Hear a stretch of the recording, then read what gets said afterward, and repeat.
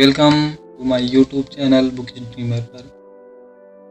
सोचिए कि जब आप ये वीडियो देख रहे हैं तो आपके मोबाइल में कितने सारे नोटिफिकेशन आ रहे होंगे। लेकिन क्वेश्चन ये है कि क्या आप पूरी एकाग्रता से इस वीडियो को देख पाएंगे। तो बने रहिए इस वीडियो में जानने के लिए कि कैसे एक समय में कई सारे काम करना यानी मल्टीटास्किंग आपको कम प्रोडक्टिव बना देता है।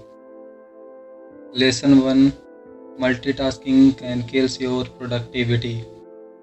बहुत से लोगों को लगता है कि मल्टीटास्किंग यानी एक समय में बहुत से काम करना उनके समय का सही उपयोग है, पर यह धारणा बिल्कुल गलत है, क्योंकि एक समय में बहुत से काम करने से कोई भी काम सही से नहीं हो पाता। 2009 की बात है, मिनेसोटा यूनिवर्सिटी के एक प्रोफेसर सोफी लेरॉय ने एक रिसर्च करवाई और ये साबित किया कि जब हम एक काम को करने के बाद दूसरा काम करते हैं तब हमारा ध्यान पहले काम से जुड़ा होता है, जिसका मतलब है हम दूसरे काम के प्रति केंद्रित नहीं रहते हैं, जिसकी वजह से हमारे प्रदर्शन में कमी आती है।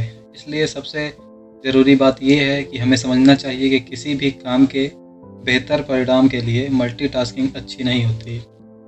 ठीक उसी तरह जैसे अपने वेब ब्राउज़र पर सोशल मीडिया एंड ईमेल एक साथ खोलकर रखना कोई नुकसानदायक नहीं है, लेकिन इनके द्वारा स्क्रीन पर आने वाले पॉपअप नोटिफिकेशन हमारे ध्यान का भंग होने का मुख्य कारण बनते हैं, चाहे हम उसका जवाब दें या ना दें। इसलिए यह स्पष्ट है कि मल्टीटास्किंग हमें अपने एक काम पर केंद्रित होने से रोकता है।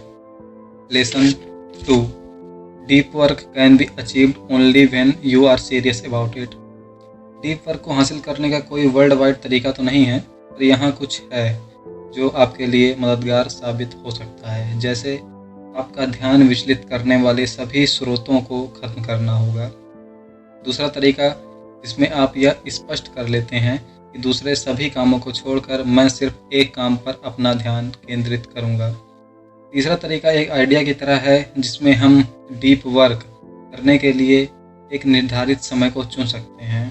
और चौथे तरीके में आप अपनी रोज़मर्रा की ज़िंदगी से कुछ खाली समय को डीप वर्क के लिए चुन सकते हैं और उन्हें ब्लॉक के रूप में बांट सकते हैं। इससे कोई फ़र्क नहीं पड़ता कि कौन सी रणनीति अपनाते हैं, क्योंकि ये सभी काम करने के सिर्फ तरीके हैं, नियम नहीं। जैसे कि हैरी पॉटर सीरीज की आखिरी बुक लिखते समय जेके राउलिंग ने घर छोड़कर अपने 5 साल एक होटल में बिताए और वहीं पर इस बुक को पूरा किया था, सिर्फ इस वजह से ताकि घर पर रहकर वह डिस्ट्रैक्ट ना हो।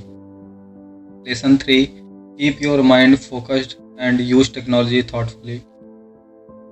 आजकल हमारा माइंड डिस्ट्रैक्ट होने का आदी हो गया है। जब भी आप कहीं बाहर जाते हैं तो देखते होंगे कि आपके चारों तरफ लोग सिर्फ अपने मोबाइल में लगे हुए हैं, उनको बाहरी दुनिया से कोई लेना देना नहीं है। ये डिस्ट्रैक्शन हमें खतरे में डाल रहे हैं, क्योंकि हम अपने काम के प्रति फोकस्ड नहीं रह पाते। लेकिन प्रोडक्टिव मेडिटेशन हमारे माइंड को नए तरीके से काम करने में हेल्प कर सकता है। इसका सबसे अच्छा तरीका आप अपने आप से सवाल पूछिए कि अपनी मंजिल तक पहुंचने के लिए मुझे क्या करना चाहिए। ये आपके माइंड को फोकस्ड रहने में हेल्प करेगा। जैसे आप खुद से एक सवाल करेंगे कि अगर मैं सोशल मीडिया 30 दिनों के लिए बंद कर दूं तो क्या किसी को इससे कोई फ़र्क पड़ेगा? इसका जवाब आपको खुद पता है। Lesson number 4, make your own time table. Active बने रहने के लिए अपने खाली समय और काम दोनों का एक टाइम टेबल बनाएं। आप रोज़मर्रा के कामों में दिन भर लगे रहते हैं और शाम को टेलीविज़न या मोबाइल यूज करके सो जाते हैं। हम जो भी काम करते हैं अगर उसे हम एक शेड्यूल बनाकर करें तो अपने लिए कुछ खाली समय बचा सकते हैं, जिसमें हम किताबें पढ़ सकते हैं या अपने कुछ खास लोगों के साथ वक्त बिता सकते हैं। इस किताब का मुख्य संदेश ये है कि मल्टीटास्किंग एक तरह की धारणा के रूप में लोगों के मन में बस गई है और लोगों की प्रोडक्टिविटी को कम कर रही है।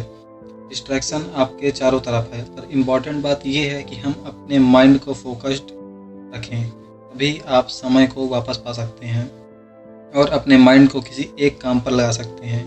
आप एक नोटपैड लें और उसमें इंटरनेट इस्तेमाल करने का एक तय समय निर्धारित कर लें। ये आपके प्रोडक्टिविटी को बढ़ाएगा, क्योंकि आपने एक तय समय में खुद को इंटरनेट यूज करने की इजाज़त दी है और ये तरीका आप हर किसी काम के साथ आजमा सकते हैं।